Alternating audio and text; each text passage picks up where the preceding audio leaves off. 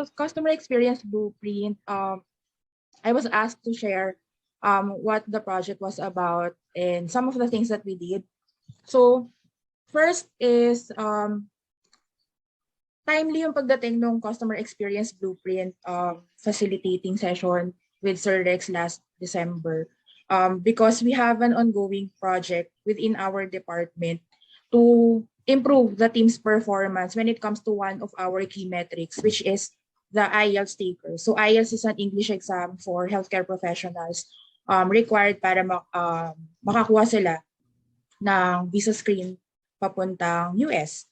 So we sponsor the candidates' English test. However, not all of them are going through the program that we have, no matter how good it was. So it cost us delayed examination. It cost us not hitting our metrics, and also a dissatisfaction sa client namin. And so we thought, what was going on?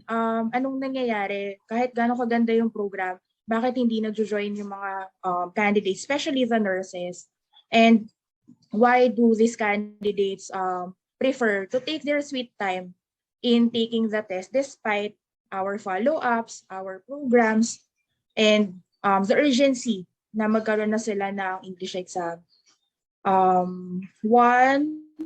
I have identified 3 major roadblocks in this project.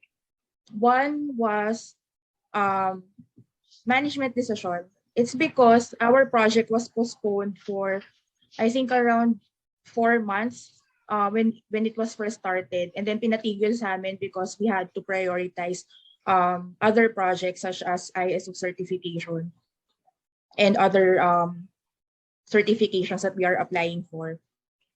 And then we only resumed the project this January. Kaya sabi ko sobrang timely talaga nung customer experience session with Sir Rex or with Six Sigma PH. So we resumed the project last month, and there were a lot of things that we need to catch up on. There were a lot of solutions that we need to prioritize. It's actually chaotic when we resumed the project. So with the help of customer experience blueprint, we were able to prioritize and focus on more important things. The second one is scheduling of meetings. Sa corporate kasi kapag January, ayan na yung year-end report, year-end evaluation, hindi ka makapag-meeting talaga ng maayos. And facilitating the customer experience blueprint, hindi siya kaya na 1 oras lang. So we needed to find time with all the team members na lahat kami nandun to discuss and work on the blueprint. And then add to that, we all had our different deliverables in the operations. So yung willingness din ng team to get on with the project, naging mahirap sa umpisa. And then there's this question na talagang tinanong namin sa mga sarili namin na, what do our candidates really need? Are we giving it? Can we provide it to them?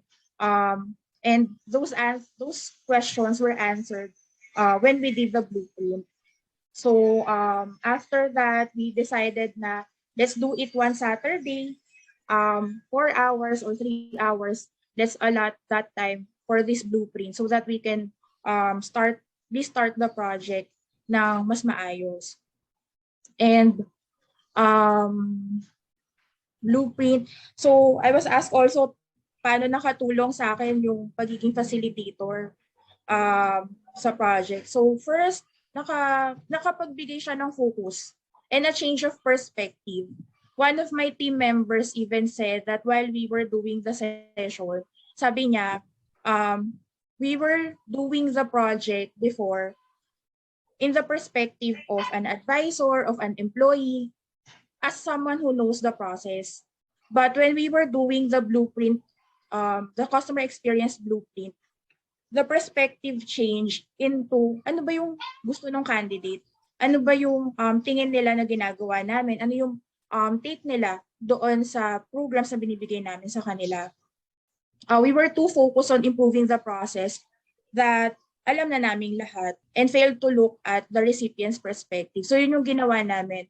we looked into yung gusto ng mga candidates. The program we have fit sa needs ng candidates namin. And with that, we were able to look into the services namin, services ng ibang review providers or review centers.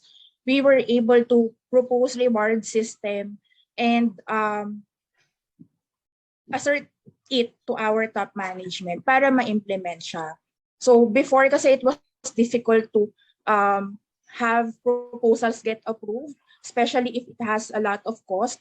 So the project helped us present it to our top management and get their buy-in so that we could implement it. So nakatulong talaga yan kasi pinakita namin, ito yung blueprint, ito yung mga gagawin namin. And they understood why we were pushing for those solutions. And then, luckily, nakapag-close kami ng isang partnership with a review center which was not done in the past. And then we were able to provide a reward system for our candidates, which we hope would add to, kumbaga maka-delight pa sa kanila. So yun. And then we're currently working on other partnerships. Hindi lang isang review center, pero we're working with other review centers para yung, kasi sa English exam, hindi yan one size fits all.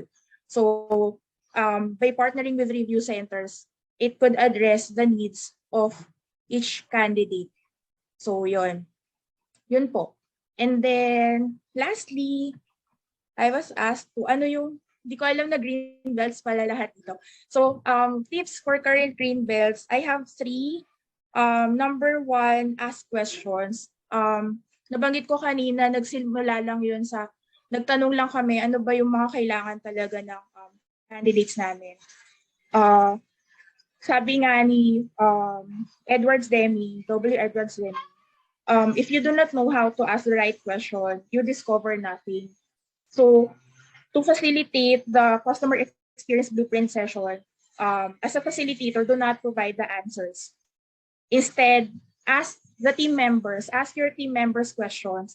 And then from there, maraming ideas yung pwedeng lumabas. And you can come up with several solutions. We cannot be the sole source of solutions. Nakakapagod yun sa atin kung tayo lang mag-isa. And also, it's too risky for the organization kung lahat ng answers sa'yo lang nanggagaling.